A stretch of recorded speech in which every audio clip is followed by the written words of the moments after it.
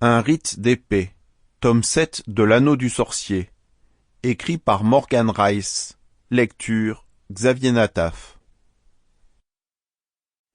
Qu'avez-vous à me confier? Si c'est du bien public qu'il s'agit, montrez-moi d'un côté l'honneur, de l'autre la mort. Je les considère l'un l'autre avec le même sang-froid.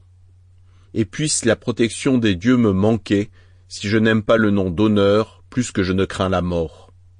William Shakespeare, Jules César. Chapitre 1. Thorgrim survolait la campagne de l'Anneau sur le dos de Mycople, en direction du sud où se trouvait Gwendoline. Il serrait dans son poing fermé l'épée de destinée. En contrebas s'étendait l'armée d'1 million d'hommes de Andronicus qui grouillaient comme une nuée de sauterelles. L'épée de destinée palpitait dans la main de Thor. Il savait ce qu'elle voulait. Protéger l'anneau, chasser les envahisseurs. C'était presque un commandement sacré et Thor était plus que disposé à lui obéir. Bientôt il ferait demi-tour et leur ferait payer. Maintenant que le bouclier s'élevait à nouveau autour du pays, Andronicus et ses hommes étaient pris au piège. Les renforts n'arriveraient plus pour leur porter secours. Thor ne s'arrêterait pas avant de les avoir tués jusqu'au dernier. Cependant, l'heure n'était pas encore venue. La priorité de Thor, c'était son grand amour, la femme qu'il désirait et dont il se languissait depuis son départ, Gwendoline.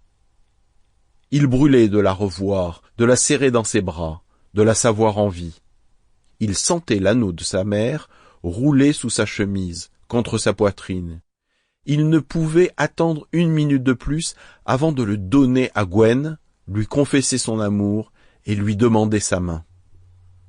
Il fallait qu'elle sache que rien n'avait changé entre eux, que ce qui lui était arrivé n'importait pas. Il l'aimait autant qu'avant, peut-être même plus. Elle devait savoir. Mycople ronronna doucement et Thor sentit les vibrations à travers les écailles. Mycople avait hâte, tout comme lui, d'atteindre Gwendoline et de s'assurer que rien ne lui était arrivé. Le dragon plongea et s'enfila entre les nuages en battant ses ailes immenses, heureux de parcourir l'anneau en compagnie de Thor. Le lien qu'ils partageaient devenait plus fort à chaque instant. Thor sentait que Mycople écoutait la moindre de ses pensées, le moindre de ses désirs. C'était comme chevaucher une partie de lui-même. Les pensées de Thor se tournèrent vers Gwendoline. Les mots de l'ancienne reine résonnaient encore dans son esprit, bien malgré lui. Sample complete. Ready to continue?